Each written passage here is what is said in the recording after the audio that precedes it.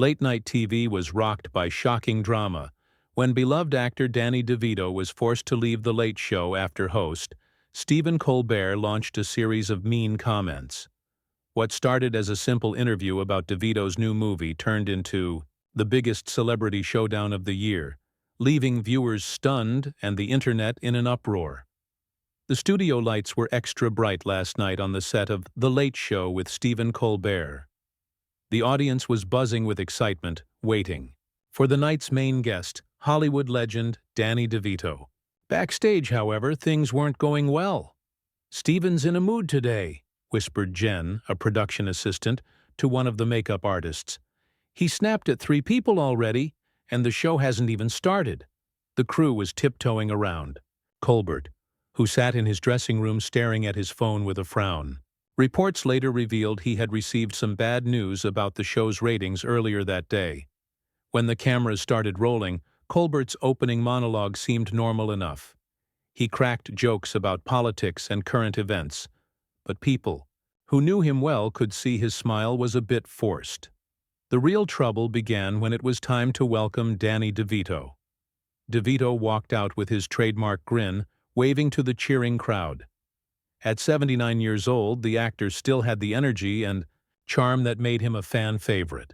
He was there to talk about his new indie film, The Last Laugh, a comedy drama about an aging comedian trying to make a comeback.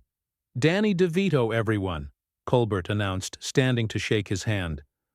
"The man who's been in Hollywood so long, he probably remembers when the Hollywood sign just said, 'Land for Sale.'" DeVito laughed good-naturedly. "It's great to be here, Stephen." The first few minutes went smoothly. They talked about the movie, with DeVito explaining how he got involved with the project.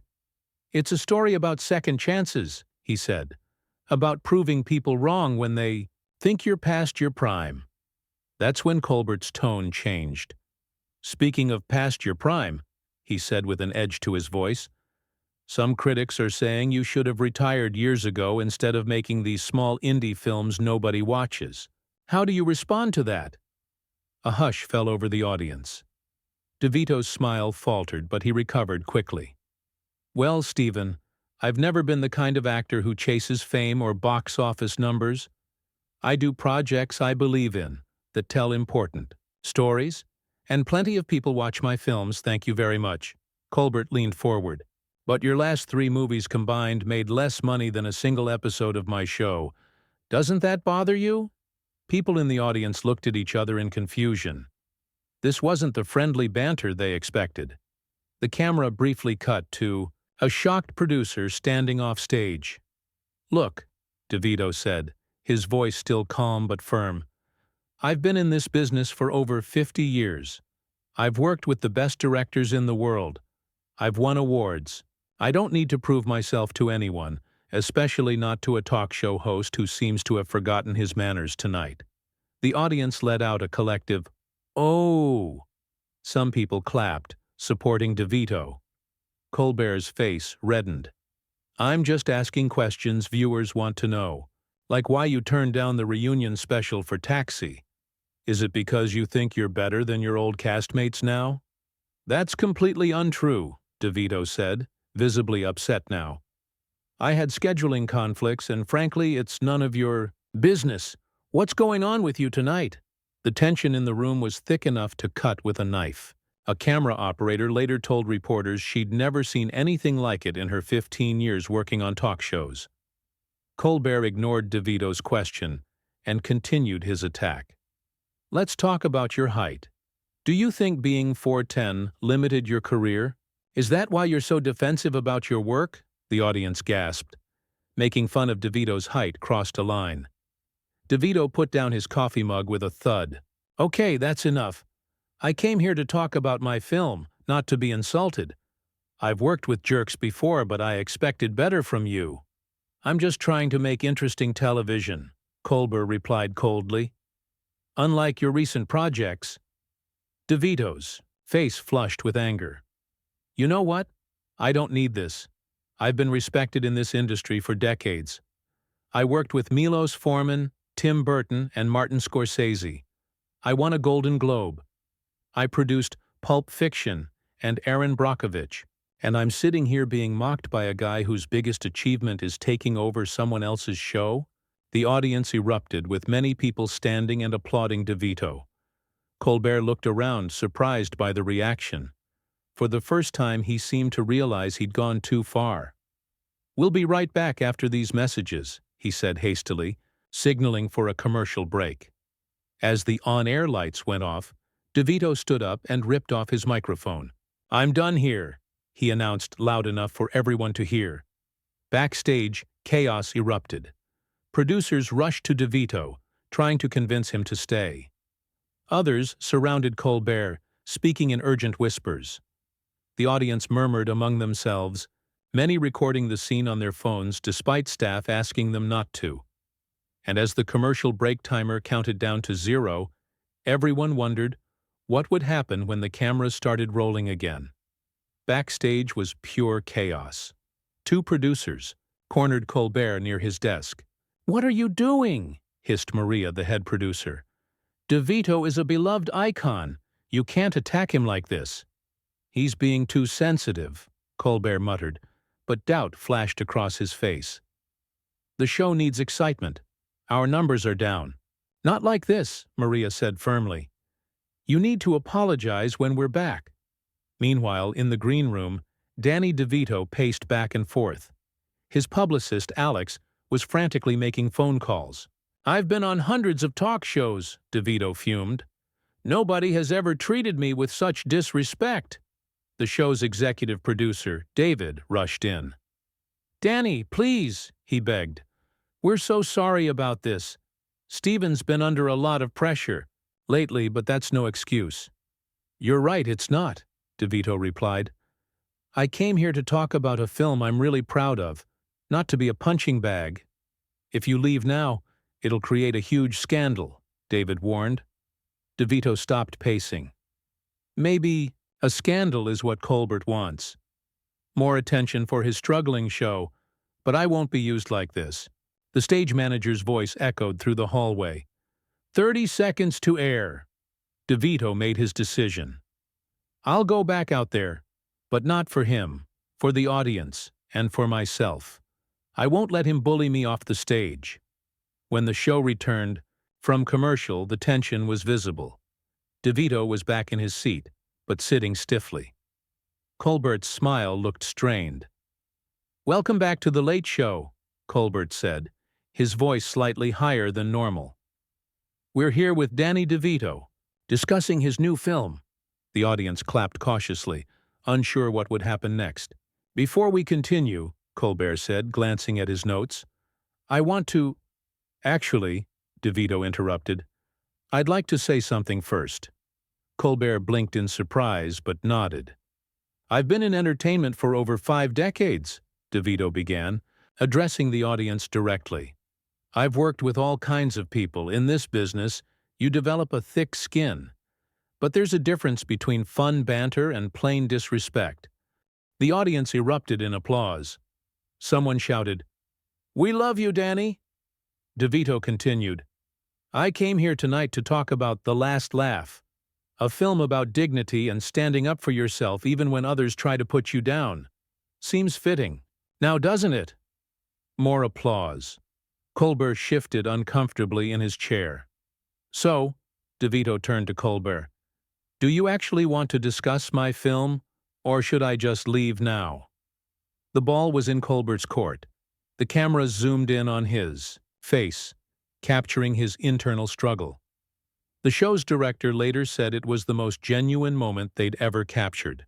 "Danny," Colbert finally said, his voice softer, "you're right. I crossed a line, and I apologize. Let's talk about your film." It seemed like the crisis might be averted, but then Colbert added, "Though I still think audiences might prefer seeing you in bigger productions rather than these art house films." The audience groaned. DeVito's face darkened. "You just can't help yourself, can you?" DeVito said, shaking his head. "You know, I thought you were different. Your old show had integrity. What happened to that guy?" Colbert's face flushed. "That's not fair. I've maintained my integrity throughout my career." Really? DeVito challenged. Because the Stephen Colbert I used to watch wouldn't mock someone's physical appearance or belittle their work just for ratings.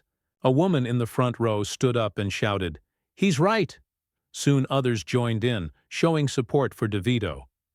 The director frantically signaled to cut to another camera angle as sections of the audience began to stand.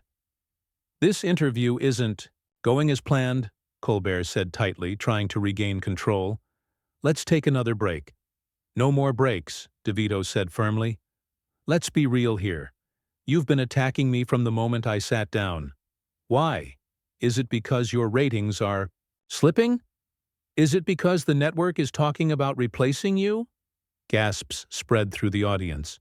A rumor that had been confined to industry insiders was now public. Colbert's expression confirmed it was true. His eyes narrowed. "That's completely false," he said, but his voice lacked conviction.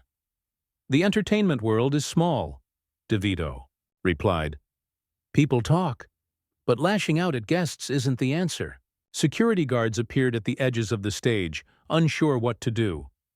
The show's producers were huddled together, whispering urgently. One was on the phone, presumably with network executives.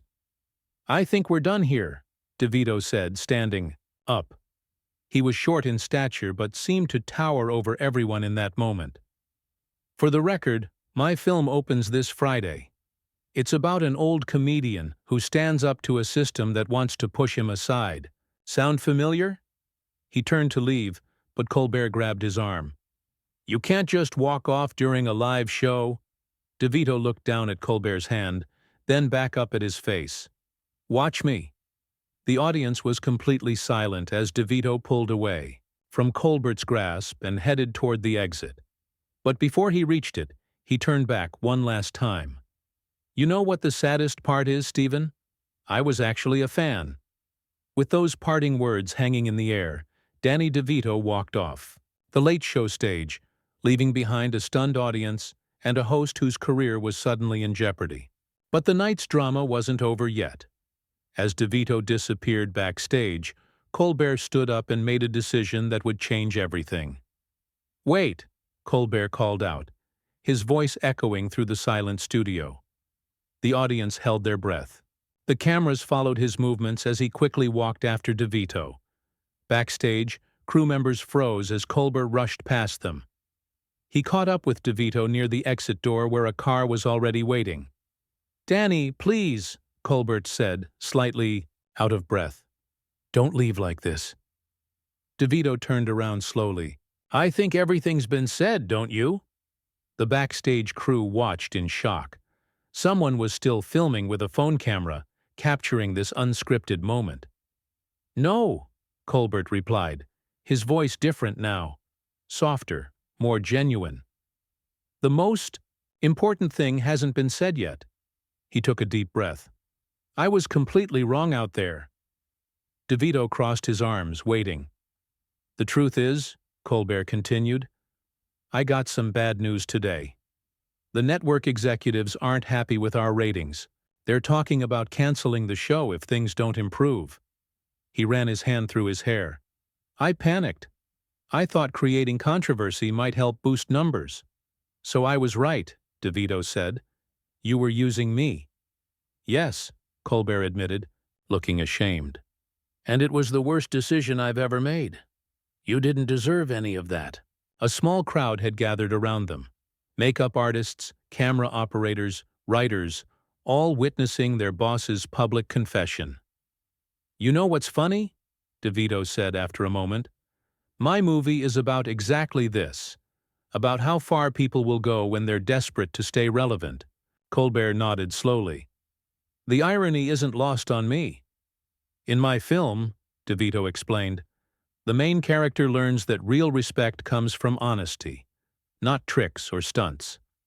For a few seconds, nobody spoke. Then Colbert made another decision. "Come back out with me," he said. "Let me apologize properly, on camera, in front of everyone." DeVito studied Colbert's face. "Why should I give you that chance?" "Because in 50 years of your career, you've always been about the work, not the drama," Colbert said. and because I think we both have something to say about dignity and respect that people need to hear." After what felt like forever, DeVito nodded. "All right, one more chance." Back on stage, the audience gasped as both men returned together. They hadn't expected to see DeVito again. Colbert walked straight to the center of the stage, not sitting behind his desk. This wasn't business. As usual. "Ladies and gentlemen," he began, his voice steady but humble, "what you witnessed earlier was completely unprofessional and wrong. I wasn't being a host or even a decent human being." The studio was completely silent. "The truth is," Colbert continued, "I received news today that our show's future is uncertain. In a moment of panic and poor judgment, I thought creating controversy might help our ratings. I used a guest, a legendary actor who deserved nothing but respect, as a tool for my own benefit." People in the audience looked at each other in shock. "But that's not who I want to be," Colbert said. "And it's not what this show should be about." He turned to DeVito. "Danny, I am truly sorry." DeVito stepped forward. "You know, my new film, The Last Laugh, is about an aging comedian who feels pushed aside by the industry. He does some pretty desperate things to stay relevant before realizing that his legacy isn't about fame. It's about integrity." He looked directly at Colbert. "We all make mistakes when we're scared. The question is, what do we do next?" Colbert extended his hand. DeVito took it, and the audience erupted in applause. "How about we start over?" Colbert suggested. "Danny DeVito, tell us about your film." What followed was the most authentic interview either man had ever been part of. They discussed the movie, but also aging in Hollywood, fear of irrelevance, and the pressure to compromise your values for success. "The character I play learns that sometimes your best work comes after your biggest failure," DeVito explained. "It's about having the courage to be vulnerable." By the end of the segment, the audience was giving them a standing ovation. Social media exploded with clips of the interview, not because of the scandal, but because of the rare moment of genuine human connection on television. The next morning, network executives called an emergency meeting. The show had received its highest ratings in 3 years. "Asakti" by Colbert DeVito was trending worldwide, with viewers praising both men for their honesty. "We're renewing the show for another 2 seasons, the network president announced. "Last night's episode reminded us what makes great television: authenticity, not manufactured drama." Colbert invited DeVito back the following week for a special screening of The Last Laugh. The film opened to rave reviews, with critics calling DeVito's performance career-defining and profoundly moving. Several months later, DeVito would return to The Late Show with the film's director to accept a special award. "I want to thank Stephen," DeVito said during his speech, "for reminding everyone that it's never too late to choose integrity over ego." The incident changed both men. Colbert's show evolved, focusing less on gossip and more on meaningful conversations. Ratings improved naturally as viewers responded to the show's new, authentic approach. As for DeVito, The Last Laugh became his most successful independent film, leading to a career renaissance with roles that showcased his dramatic talents. On the 1-year anniversary of their confrontation, Colbert invited DeVito back once more. This time they both laughed about what had happened. "You know," Colbert said as they wrapped up the interview, "that night could have ended my career. Instead, it saved it." DeVito smiled. "Sometimes our worst moments give us a chance to show who we really are." As the cameras stopped rolling, the 2 men, now genuine friends, walked off stage together, proving that even in the cutthroat world of show business, second chances and redemption were still possible. The Late Show incident would be referenced in entertainment courses for years to come, not as a cautionary tale of unprofessionalism, but as a rare example of how vulnerability and honesty could transform a disaster into a triumph of human connection.